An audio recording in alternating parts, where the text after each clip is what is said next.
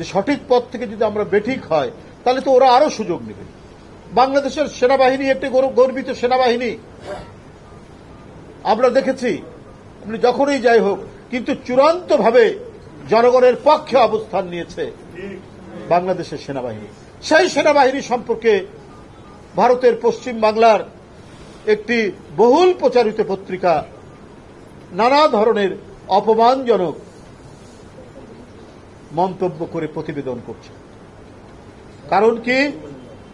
কারণ এইটাই যে তাদের পছন্দ মতো যে সরকারটি ছিল সেই সরকারটি নেই।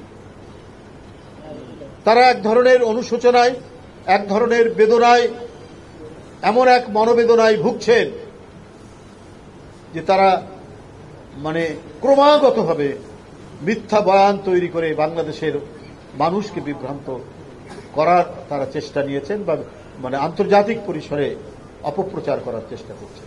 কিন্তু বাংলাদেশের আভ্যন্তরীণ পরিস্থিতি তো অনেক ভালো, অনেক সুস্থির, শান্তি সেখানে বিরাজ করছে। কিন্তু এইটা তারা পছন্দ করছে না, কারণ শেখ হাসিনার মাধ্যমে তারা তাদের এজেন্ডা বাস্তবায়ন করতে পারত। কিন্তু এদেশের জনগণ তার নিজের ইচ্ছায় তার সরকার কেমন হবে, তার পররাষ্ট্রনীতি কেমন হবে, তার অভ্যন্তরীণ নীতি কি হবে, এইটা নির্ধারণ করার শেখ হাসিনার আমলের কোন সুযোগ ছিল না। ওই দেশটি শেখ হাসিনার মাধ্যমে তাদের নীতি, তাদের পলিসি এখানে বাস্তবায়ন করেছেন। এখন সেইটা হাতছাড়া হওয়া যাতে বাংলাদেশের মানুষের বিরুদ্ধে, বাংলাদেশের সেনাবাহিনীর বিরুদ্ধে অপপ্রচার এবং অপতথ্য তারা বিস্তার করছেন, প্রসারিত করছেন মিথ্যাগুলো। আমরা বিস্ময়ে দেখছি যে ভারত তো একটি বৃহৎ গণতান্ত্রিক দেশ। আমরা যেমন তাদের বিভিন্ন বাংলাদেশের প্রতি আচরণের কারণে আমরা যেমন সমালোচনা করি, কিন্তু দেশের আভ্যন্তরীণ গণতন্ত্রের জন্য তো আমরা তাদেরকে প্রশংসাও করি। তাদের যে ডেমোক্রেসির ইন্টারনাল বিউটি, তার জন্য তো আমরা তাদেরকে প্রশংসাও করি।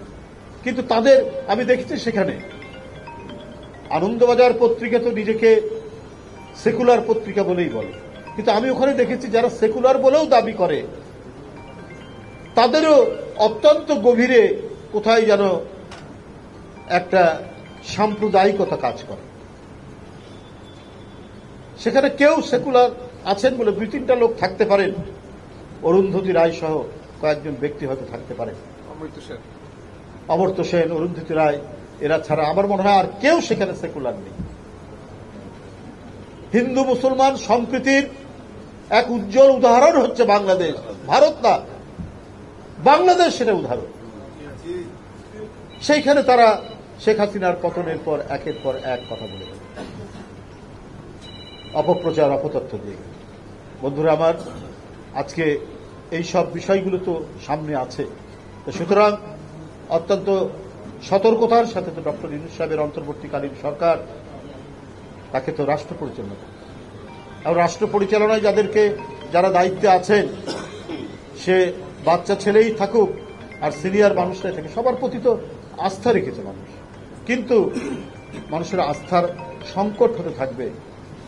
আপনার যদি বৈষম্য বিরোধী ছাত্র, তাদের যে অবদান, সেই অবদান তো আমরা গর্বের সাথে সবসময় উল্লেখ করি, এবং আপনাদেরকে সমর্থন করতে গিয়ে আমরাও তো ঘরে বসে থাকিনি, আমাদেরকে তো জেলে যেতে হয়েছে ওই আন্দোলনে, আমার মতো আরো অনেক নেতাকে। এবং 5 তারিখে শেখ হাসিনার পতনের আগের দিন পর্যন্ত আমরা ডিবি অফিসে রিমান্ডের মধ্যে ছিলাম, কিন্তু আমরা তো কেউ ক্ষমতার শেয়ার চাইনি। এখন বৈষম্য বিরোধী ছাত্ররা, তারা পতনের পর তারা কি রকম দেশ চায়, এবং সর্বপ্রথম হচ্ছে তারা এই দেশের শিক্ষানীতিকে কিভাবে গড়ে তুলবে, সেইটা তো হচ্ছে তাদের কাজ। এখন বৈষম্য বিরোধী ছাত্ররা যদি প্রতিটা মিনিস্ট্রিতে একটা করে কমিটি করেন, তাহলে এইটা একটা রাষ্ট্রের যে ফাংশনাল, একটা যে আর্টিকুলেটেড যে একটা রাষ্ট্র, সে রাষ্ট্র তো হবে না, বিক্ষিপ্ত বিপন্ন অবস্থা হবে। এবং আপনাদের নামে আমি অবশ্য এখনো পর্যন্ত তেমন কোনো শুনছি না, ক্ষীণ কিছু কথাবার্তা আসে, কিন্তু তেমন বড় কিছু নয়। কিন্তু এটা যদি দেখে যে ছাত্ররা একটা মিনিস্ট্রিতে একটা কমিটি করে তারা চালাচ্ছেন, ব্যবসায়ীরা সব আপনাদের পিছনে ছুটবে এবং আপনাদের বালিশের নিচে টাকা দিতে শুরু করবে এবং ক্রমাগতভাবে আপনার করাপশনের দিকে নিয়ে যাবে। আপনাদের প্রধান দায়িত্ব হচ্ছে ক্যাম্পাসের সবুজ চত্বর। সেই সবুজ চত্বরে আপনারা চিৎকার করে বলুন যে শেখ হাসিনার মতো যাতে আর কখনোই কোনো ফ্যাসিবাদের উত্থান না ঘটে। আপনারা সেই আওয়াজ তুলুন, সেই আওয়াজ সবাই শুনবে এবং বিভিন্ন রাজনৈতিক দল, গণতন্ত্র মানা সরকার সবাই সেইভাবেই পলিসি নির্ধারণ করবে। কিন্তু আপনারা যদি ডিসি অফিসের জন্য একটা কমিটি, এসপি অফিসের জন্য একটা কমিটি, জেলা পর্যায়ে তো বিভিন্ন প্রতিষ্ঠানের জন্য কমিটি, তখন সবাই তদবিরের জন্য আপনাদের কাছে ছুটবে এবং ব্যবসায়ী এবং অন্যান্য মানুষরা তার স্বার্থের জন্য দরকার হলে ঘুষ দুর্নীতির আশ্রয় নিয়ে আপনাদেরকে ওই দিকে ঠেলে দেবে। এই দিকটা আপনাদের মনে রাখতে হবে। যার যেখানে ওই যে একটা কথা আছে না, বন্যেরা বনে সুন্দর, শিশুরা মাতৃ করে, তাই ছাত্র যারা তাদের জায়গা হচ্ছে ক্যাম্পাস।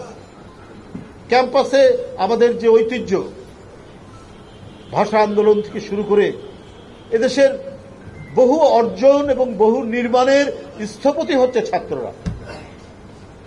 আপনারা সেইখান থেকে কি করণীয় হওয়া উচিত সেই বিষয়গুলো আপনারা বলুন, এই কথাগুলো যেন না আসে। অনেকেই এটা বলছেন, আমি জানি না কতটুকু সত্য, তবে অনেকেই বলছেন যে প্রতিটা মিনিস্ট্রির জন্য নাকি বৈষম্য বিরোধী ছাত্রদের কমিটি আছে, হ্যাঁ, দায়িত্বপ্রাপ্ত লোক আছে। তারপরে আপনার বিভিন্ন জেলাগুলোতে ডিসি অফিস, এসপি অফিস, এগুলো কিন্তু একটা রাষ্ট্রকে ফাংশনাল হতে দেবে না। রাষ্ট্র কিন্তু এলোমেলো হতে শুরু করবে। সুতরাং আমরা 5ই আগস্টের অর্জনকে যাতে একটা সমন্বিত করতে পারি, আমরা যাতে এটা এমন একটি পরিস্থিতি তৈরি করি যে একটা আধুনিক বাংলাদেশ, একটা গণতান্ত্রিক বাংলাদেশ, যেখানে প্রত্যেকটা মানুষের কণ্ঠের উচ্চারণ যাতে স্বাধীনভাবে থাকবে এবং একটা মানুষ তার মত প্রকাশের স্বাধীনতার ক্ষেত্রে সে কখনোই আইন শৃঙ্খলা বাহিনীর টর্চারের মুখোমুখি হবে না, সেই বাংলাদেশ আমরা গড়ব। তাতে অর্থনীতি বিকশিত হবে, আমাদের সামাজিক অগ্রগতি ত্বরান্বিত হবে, আমরা একটা সুন্দর সমাজ ব্যবস্থা তৈরি করতে পারব। আজকে ঠিকানা বাংলাদেশ আপনাদেরকে নিয়ে যে অনুষ্ঠানটি করছে, আমি তাদের সকলকে আন্তরিক শুভেচ্ছা জানাচ্ছি, আবারও ধন্যবাদ জানাচ্ছি। ওরা সমাজের সর্ব